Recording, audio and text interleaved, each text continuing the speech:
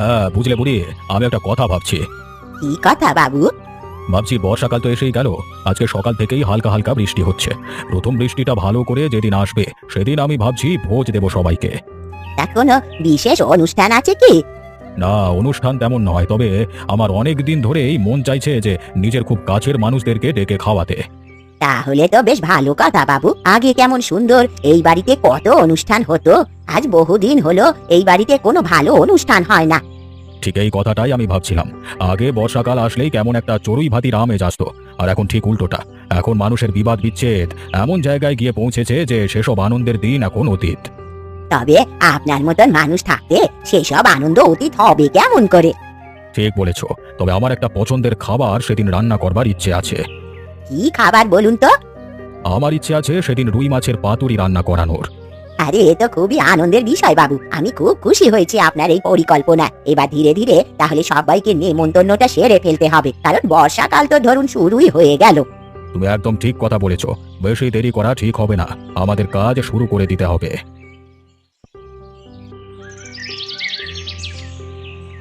আর সহ্য হচ্ছে না নীলিমা, কিছু একটা ব্যবস্থা করতেই হবে। কি বিষয়ে ব্যবস্থা করতে হবে আবার তোমাকে?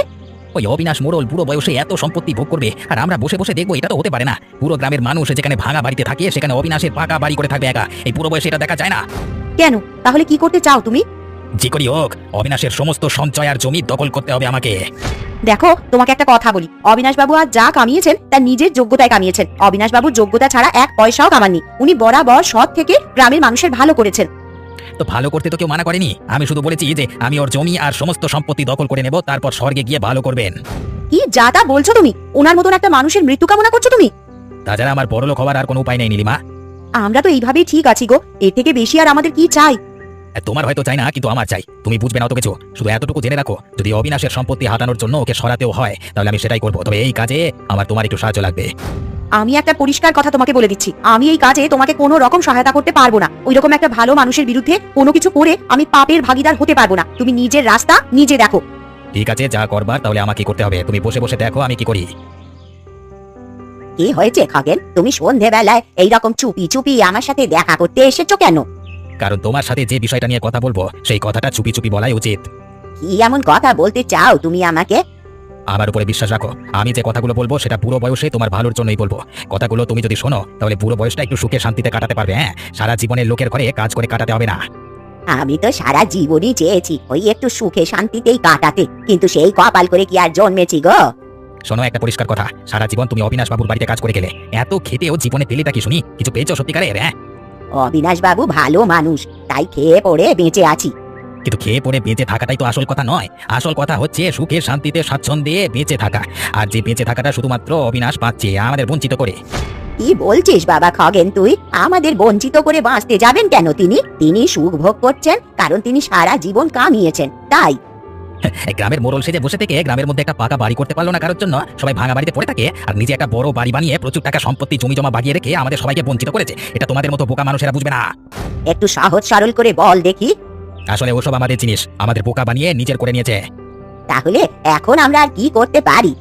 যে করি হোক, অবিনাশ বাবুর সমস্ত সম্পত্তি হাতাতে হবে, যদি প্রয়োজন পড়ে ওকে সরিয়ে দিও। আর এই কাজে তোমার সাহায্য লাগবে। না রে বাবা, অবিনাশ বাবু এমনিতে খুব ভালো মানুষ, আমি তো সামনে থেকে দেখে আসছি এতকাল। ওই মানুষটার কোনো ক্ষতি আমি করতে পারবো না। তুই তোর মতন রাস্তা দেখ, আমাকে আমার মতন করে বাকি জীবনটা কাটাতে দে।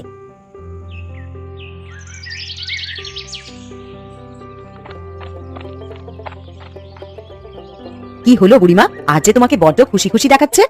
হ্যাঁ গো, একটা ভালো খবর আছে সবার জন্য। কি খবর বুড়িমা?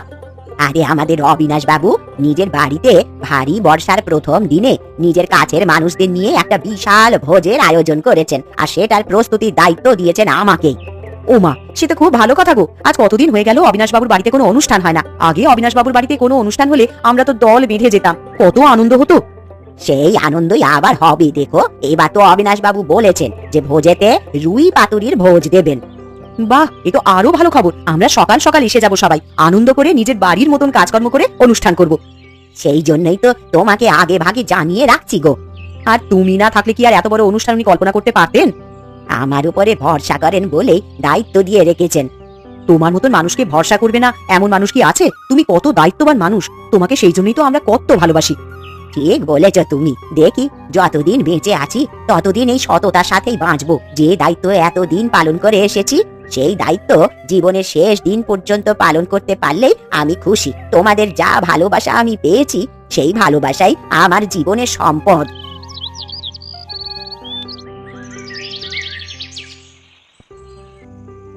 আজ বেটা এমন কাজ করবো, এই বোকা বুড়িটার বাড়ির সামনে খাবারটা খুলে রেখে দিয়েছে। এই খাবারটাই কালকে অবিনাশ বাবুকে খেতে দেবে, আর অবিনাশ বাবু এই খাবারটা খেয়ে পটল তুলবে।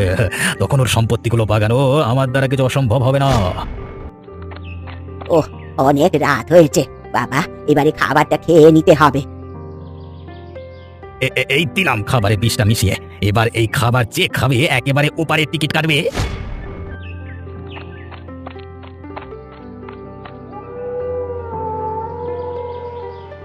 এই যা, খাবারটা আমি মন ভুলে এইখানে রেখে দিয়েছি, খেয়ে ফেলি এবারে। অনেক রাত হয়ে গেছে, কাল আবার অবিনাশ বাবুর বাড়িতে যেতে হবে সকাল সকাল। ওরে বাবা রে, এই খাবারটা খাওয়ার পর থেকে আমার বুকের ভেতরটা এরকম জ্বলছে কেন? কেমন যেন কষ্ট হচ্ছে। ওহ ওহ, মনে হচ্ছে সারা শরীর জ্বলে যাচ্ছে আমার। একটু জল, ওহ, এই জলটা যে কোথায় রাখলাম কিছু মনে পড়ছে না। মাথাটা কিরকম ঘুরছে আমার, চোখে যেন অন্ধকার দেখছি। আমার আমার শরীরটা কিরকম অসুস্থ হয়ে পড়ছে। কেন যে এরকম হলো? এই খাবারটার মধ্যে কি ছিল কে জানে। ওহ ওহ, কেউ কি কোনো রকম ভাবে খাবারটাকে বিষাক্ত করে দিয়েছিল? আর পাচ্ছি না, এইবারে মনে হচ্ছে একেবারে মরেই যাব।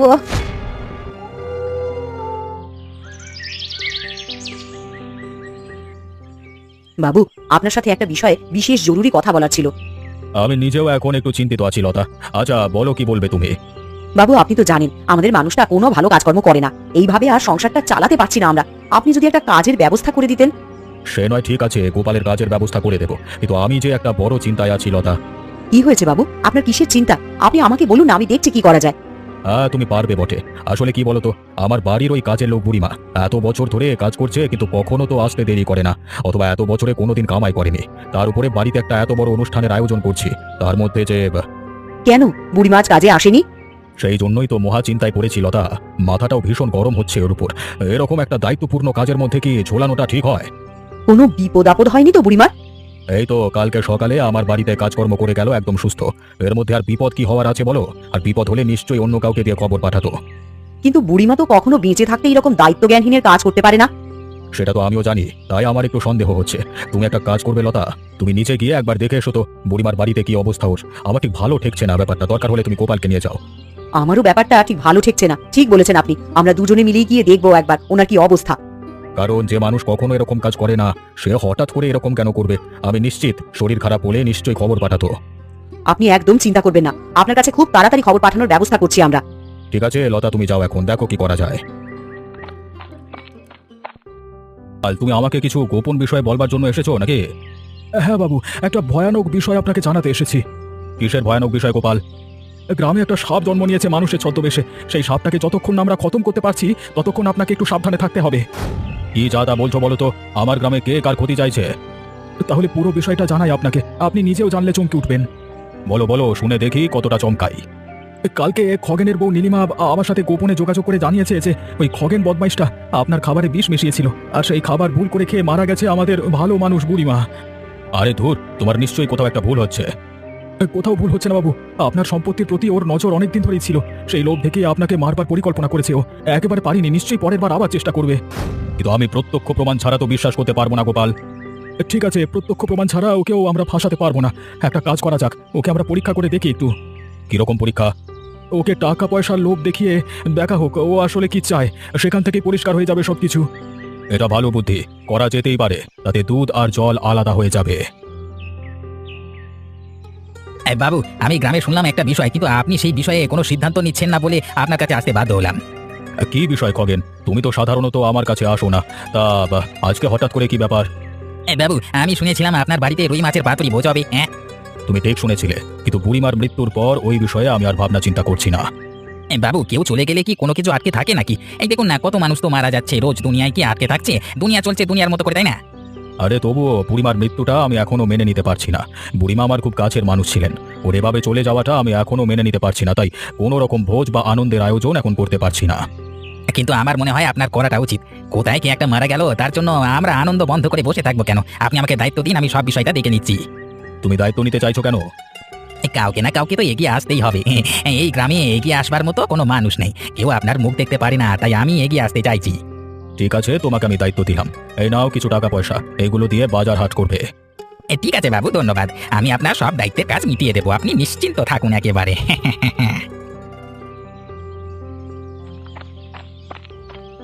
এই বেটা খগেন, এই কত টাকা ঝাড়লি রে অবিনাশ বাবুর থেকে? যার পকেট মেরে খাওয়া অভ্যাস সে কি আর সততার সাথে কাজ করবে ভেবেছো? আবার নিজে গিয়ে ভালো মানুষ সেজে অবিনাশ বাবু থেকে টাকা নিয়ে আসা হয়েছে। যত সব নোংরা ছোট লোকের জাত। এই বেটা গোপালের বাচ্চা, বেশি কথা বললে না এখানে কুপিয়ে মেরে রেখে দিয়ে যাবো একদম। তুই কেন? তোর বাবার ক্ষমতা নেই আমার গায়ে হাত দেওয়ার। এই, আমার বাবার কি করে ক্ষমতা থাকবে? আমার বাবা তো কবি মানে নেই আর কি। তবে আমি কি করতে পারি দেখবে? কি করতে পারিস তুই? তোদের দুজনের বড্ড বার বেড়েছে তাই না? দুজনকে ন্যাংটো করে যদি এই বাজারে ঘোরাতে না পেরেছি না, আমার নাম নয়। বেশি বাজে কথা বলে না, কানের গোড়া এক চড় মারবো। দেখ তবে আজকে কি করে কাটি তোকে, ওই সালা। আমি ওকে হাতে চুরি পরে বসে আছি নাকি? ওই দেখ। এই সালা, আমাদের গলা টিপা শেষ করে দেবো। ওগো, কে কোথায় আছো? বাঁচাও, আমাদের মানুষটাকে যে মেরে ফেলো গো। আমার শরীর থেকে রক্ত ঝরিয়ে তুই ঠিক করলি না খগেন। এর ফল তোমাকে ভোগ করতে হবে খগেন। আমাকে ফল ভোগ করাবি তোরা? শয়তান ছেলে মেয়ে, ভাগ এখান থেকে। মরে গেলাম গো, আহ বাবা গো। এই এখন তো শুধু তোদের স্বামী স্ত্রীকে মারলাম, তোদের এমন ক্ষতি করবো যে তোরা সারা জীবনও শোধ করতে পারবি না। তোদের সব আমি শেষ করে দেবো। দেখ কি করতে পারি আমি। আমার নাম খগেন, মনে থাকে যেন। হায় রে, কি সর্বনাশ করে দিয়েছে গোপাল, তোমার এ কি সর্বনাশ হয়ে গেল গো। তোমার এরকম সর্বনাশ কি করে হলো? আর আমি তো তোমার বাড়িতে আগুন লাগার খবর পেয়ে দৌড়ে দৌড়ে এসেছি। এই যে খগেনের বাচ্চাটা, কি হয়েছে কি? আজকে বাজারে আপনার দেওয়া টাকা থেকে চুরি করেছিল। আমি বলাতে আমার বউ লতা এবং আমাকে খুব মার মেরেছে, আর হিংসে করে এসে আমার বাড়িতে আগুন লাগিয়ে দিয়েছে। এই যে বেঁধে রেখেছি, এবার বিচার করুন আপনি। বেঁধে রেখেছিস কেন? মার বেটাকে, লাথি ঘুষি মার, মেরে ওর রক্তে ভাসিয়ে দে জায়গাটা। মারবে না বাবু, ক্ষমা করে দিন, আমার ভুল হয়ে গেছে। অবিনাশ বাবু যখন বলে দিয়েছে তখন তোর ধর থেকে মুন্ডু আমি আলাদা করে দেব। ওরে বাবা, খুব কষ্ট হচ্ছে, মেরো না মেরো না। আমি তো বলছি তোরা যা সব কাণ্ড করেছো আমি সব করেছি। আমি অবিনাশ বাবুকে মারতে গিয়ে ভুল করে বুড়িমাকে মেরেছি। আমি তোমাদেরকে মেরে ঘরে আগুন লাগিয়ে দিয়েছি। এবার আমাকে তোমরা ক্ষমা করে দাও। বাজারের মধ্যে তুই আমাকে অপমান করেছিস, তার কোনো ক্ষমা নেই। আমি এক্ষুনি পুলিশে খবর দিচ্ছি। এইরকম নরকের শয়তানের জন্য ফাঁসি হওয়া দরকার। মেয়েদের গায়ে হাত দেওয়া, একজনকে ষড়যন্ত্র করে খুন করা এবং জেনে বুঝে একজনের ঘরে আগুন লাগানো, এই সব কিছুর অপরাধে খগেনের ফাঁসি যাতে হয় সেই ব্যবস্থা আমি করছি। আমি আপনাদের পায়ে পড়ছি বাবু, আমাকে আপনারা ছেড়ে দিন। দেখ, অবিনাশ বাবু ভালো মানুষ বলে তোকে পুলিশে দিতে চাইছে। যদি আমার মতো লোক হতো তাহলে তোকে জ্যান্ত আগুনে ফেলে দিতাম। ক্ষমা করে দাও আমাকে, এইবেলা ক্ষমা করে দাও মাগো, ভুল করলাম গো। আয় আয় আয় আয়। পুলিশের মধ্যে এসে পড়বে আর খগেনের ফাঁসিও হবে খুব তাড়াতাড়ি। আর গোপাল, এবার থেকে তুমি আমার বাড়িতে কাজ করবে, আর তোমার যা ক্ষতি হয়েছে সেই বাড়ি ঘর দৌড় তৈরি করে দেওয়ার দায়িত্ব আমার। ধন্যবাদ বাবু, আপনার মতো মানুষ আছে বলেই তো আমাদের মতো অসহায় মানুষেরা আজও জীবিত থাকতে পারছে সমাজে। ধন্যবাদ বাবু, ধন্যবাদ। তো হ্যালো দর্শকবৃন্দ, আশা করি আপনাদের ভিডিওটি খুব ভালো লেগেছে এবং পরবর্তী ভিডিওটি পাওয়ার জন্য আপনাদের আকাঙ্ক্ষা অনেক প্রয়োজনীয়তা মনে হচ্ছে। তো যাই হোক না কেন, যে বিষয়টি নিয়ে বা যে বিষয় নিয়ে একটা কথা বলবো, যাই হোক কথাটা এলোমেলো হয়ে গেছে আমি বুঝতে পারছি। আর নতুন নতুন ভিডিও যদি পেতে চান চ্যানেলটি সাবস্ক্রাইব করে পাশে থাকা বেল আইকনটি বাজিয়ে রাখুন এবং আপনাদের নিজস্ব যদি কোনো গল্প তৈরি করা থাকে সেই গল্প যদি আমাদের কাছে দেন সেই অনুযায়ী আমরা ভিডিও তৈরি করতে পারবো। এখন যদি আপনারা যদি দেন তাহলে হবে, না হলে হবে না। তো আপনারা বুঝতে পারছেন। তো যেহেতু যদি আপনাদের নিজেদের কোনো গল্প তৈরি করা থাকে বা কোনো কিছু তৈরি করা থাকলেও আমরা সেই অনুযায়ী ভিডিওটা তৈরি করে বা একটা কার্টুন ভিডিও তৈরি করতে পারবো। তো যাই হোক, কারণ এটা বলার কারণ হচ্ছে আপনাদের নিজেদের ইচ্ছাগুলো পূরণ হবে এবং বলতে গেলে আমাদের কার্টুন ভিডিও বানাতে গেলে সবথেকে সমস্যায় পড়তে হয় হচ্ছে গল্প নিয়ে। গল্পটা